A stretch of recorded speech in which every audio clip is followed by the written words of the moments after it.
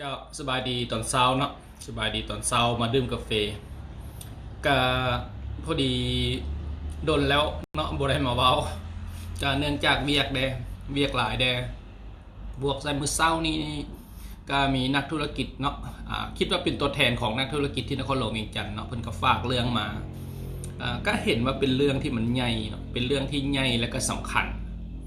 ก็ข้าพเจ้าก็อยากให้ทางเบืองรัฐบาลได้ยินเนาะโดยเฉพาะกับแมนเกี่ยวข้องกับ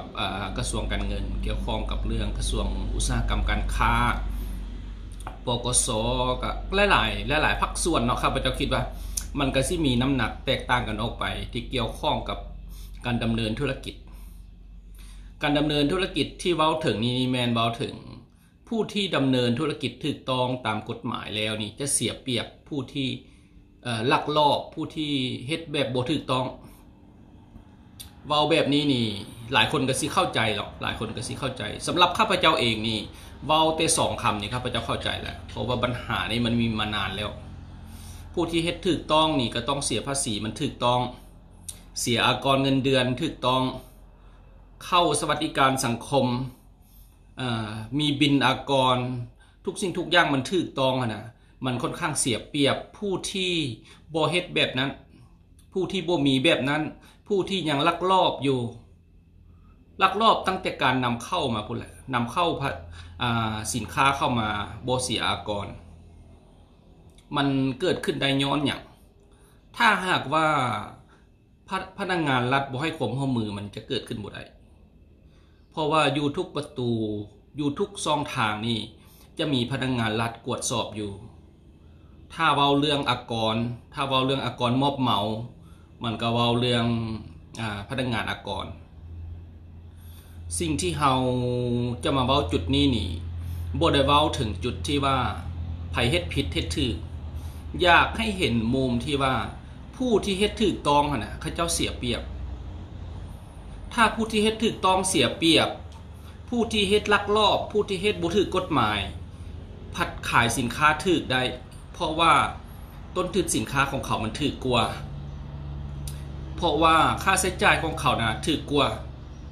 ตกลงว่าภาครัฐเฮาสิสนับสนุนให้ผู้ที่เฮ็ดบ่ถูกต้องนี่มีกำไร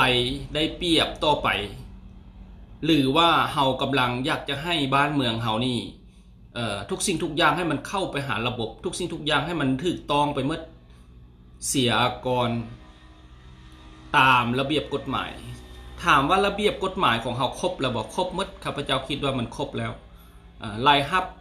ที่สูงกว่าเท่านี้ล้านต้องถือบัญชีแล้วเฮาก็ยังเฮ็ดบ่ได้ย้อนหยังก็ย้อนบ่อนบ่เฮ็ดบ่อนเฮ็ดและเฮ็ดบ่อนใดเว้าบ่ม่วนก็ต้องปฏิบัติตามระเบียบกฎหมายเฮ็ดถูกต้องบ่อนใดที่เว้าม่วนบ่อนใดใส่ซอง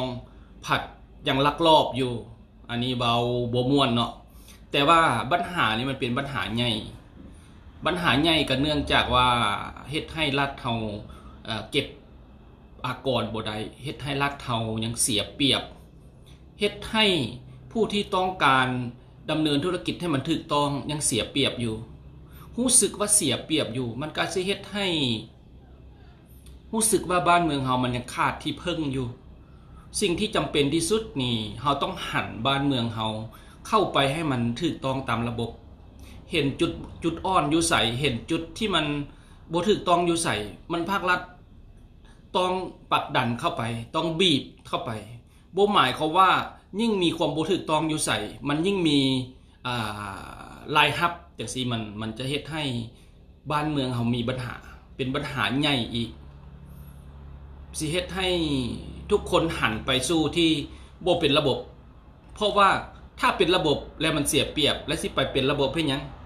แล้วไผได้เปรียบแม่นกลไกในความบ่ถูกต้องนั่นแหละได้เปรียบผู้ที่เฮ็ดถูกต้องนี่ยังบ่พอเท่านั้นได้ต้องได้ช่วยเหลือสังคมอีกแพร่นั้นแพร่นี้ออกนั้นออกนี้คือข้าพเจ้าโพสต์ลงบริษัทใหญ่ๆจะมีใบเกียรติคุณนี่เต็ม3ฝาเฮือนแต่ผู้ที่เฮ็ดบ่ถูกต้องผู้ที่ลักลอบผู้ที่บ่สนหยังก็แม่นเขาเจ้าก็ลอยนวลเขาเจ้าก็บ่สนใจหยัง นอกจากเฮ็ดบ่ถูกต้องแล้วนี่เขาเจ้าก็บ่ได้ประกอบส่วนช่วยเหลือสังคมอีกฉะนั้นแหละครับพระเจ้าคิดว่าถ้าภาครัฐคิดว่าเพื่อมันเป็นเรื่องน้อยจังซี่มันก็บ่ถูกถ้าภาครัฐคิดว่ามันเป็นเรื่องใหญ่ก็ต้องได้แก้ไขต้องได้ช่วยหัวหน่วยธุรกิจให้มันถูกต้องเสียอากรเขาอยากให้มันถูกต้องสิ่งสำคัญหัวหน่วยธุรกิจในสายนั้นๆน่ะต้องเสมอภาคถูกต้องพร้อมกันหมดเฮาจึงสิเก็บอากรได้ถ้าเฮาเก็บอากรได้เฮาก็มีเงินกลับมาสนับสนุนถ้าเฮาเก็บบ่ได้มันก็หัวไหลไปหาบางบุคคลมันก็สิเฮ็ดให้เฮาอ่อนแอเฮาก็สนับสนุนกันบ่ได้ข้าพเจ้าคิดว่าเรื่องนี้มันค่อนข้างสำคัญจริงออกมาเว้าในเช้ามื้อนี้เนาะคิดว่าอาจจะบ่ครบเนาะแต่ขอเว้าเพียงเท่านี้ขอบใจหลายๆโชคดี